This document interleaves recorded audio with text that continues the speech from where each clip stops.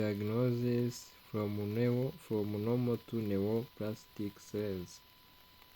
Cell types, we have a staining, we have a disease, and the clinical importances. So, what is cytology? Cytology is the study of cells. In the word cytology, etymologically, we have the word cyto and the word, we have two words.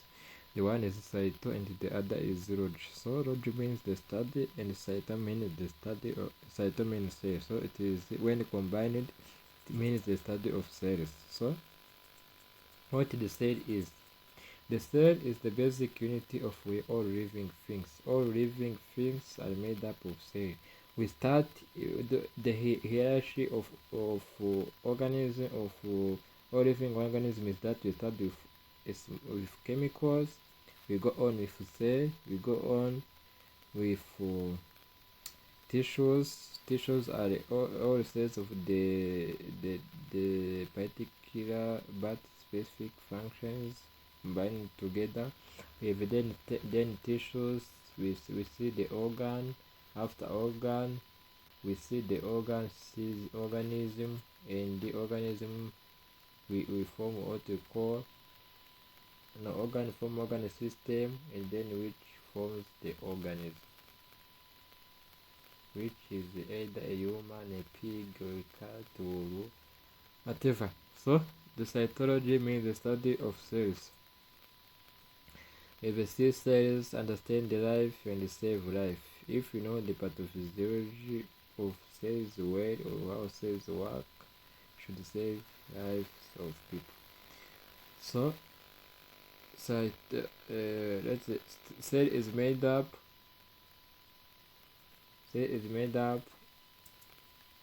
of intracellular part and extracellular part. So intracellular means within the cell, and extracellular means outside of the cell. So within the cell there is internal, there is parts of the cell, and out of the cell there are other, like blood, like food, other fluid. So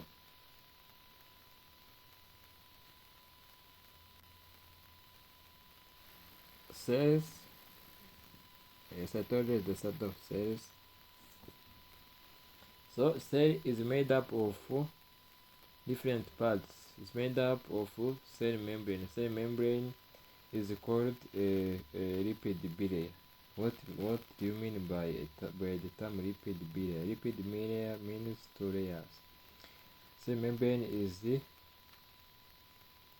made up of two layers.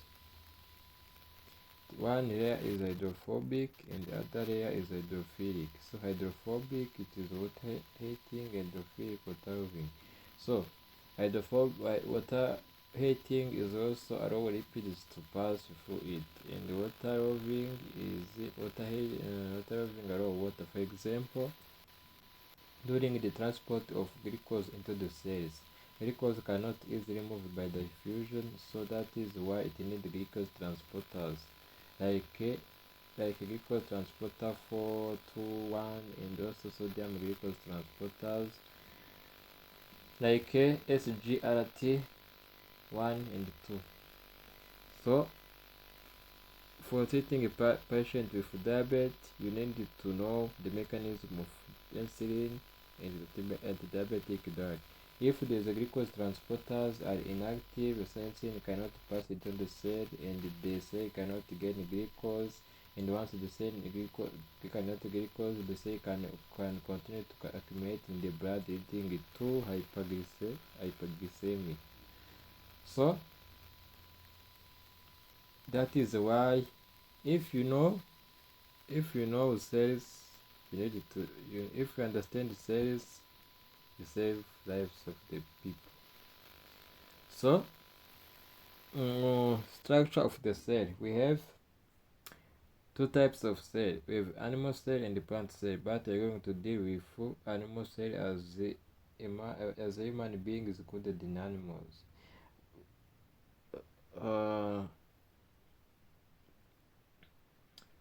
For scientists doing the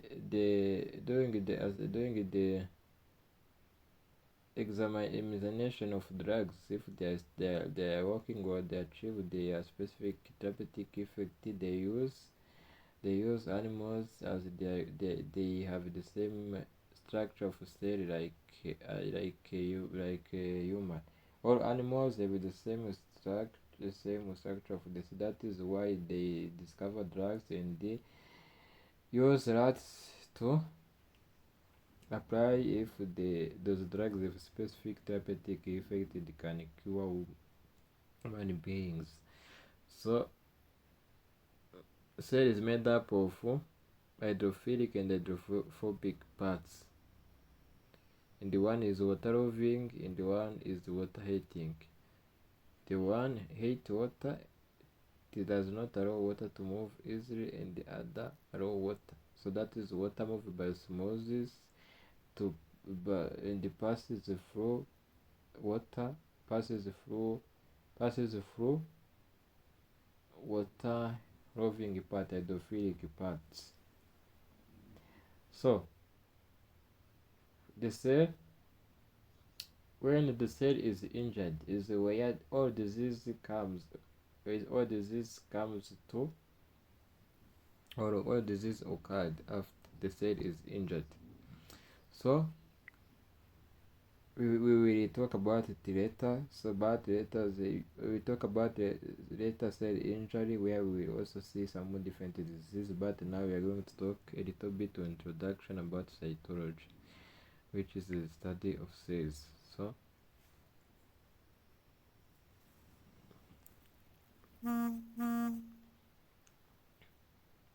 cell is made up of many parts like a cell membrane, and also a cell is made up of intracellular of the cell is called cytoplasm.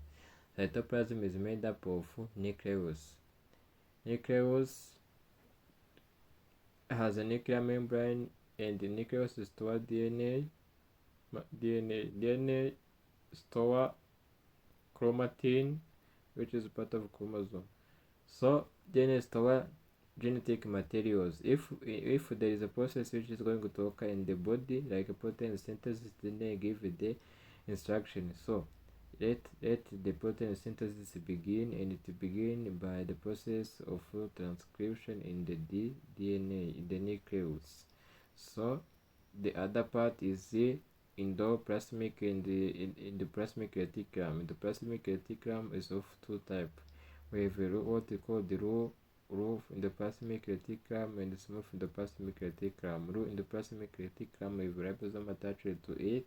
That is what is mostly its most role is to do protein, and while it's smooth do lipids. So once they and the Golgi bodies have vesicles which allow them to transport the proteins made. And we have other part called the mitochondria, which contains its own DNA called the mitochondrial DNA. So mitochondrial DNA and the DNA in the nucleus are different. One DNA nucleus with 46 chromosomes, which is store genetic material, and one chromosome may be affected. For example, chromosome 1, chromosome 3, chromosome 5, chromosome 9, chromosome 11, chromosome 20, chromosome 15, chromosome 14, chromosome 16, chromosome 18, chromosome 20, chromosome 21. That is why we can view what is called trisomy 21. We will see what we call monosomy, polysomy, and trisomy. But now we are talking about the introduction of cell cytology. Cell is made up of other parts like lysosomes, which contain protein to toxify substances, and that's it. In the other part, mitochondria is where protein synthesis occurred. it is the source of ATP. It gives ATP for the process of metabolism needed. For example, the glycogen to be plugged by interglycose, there is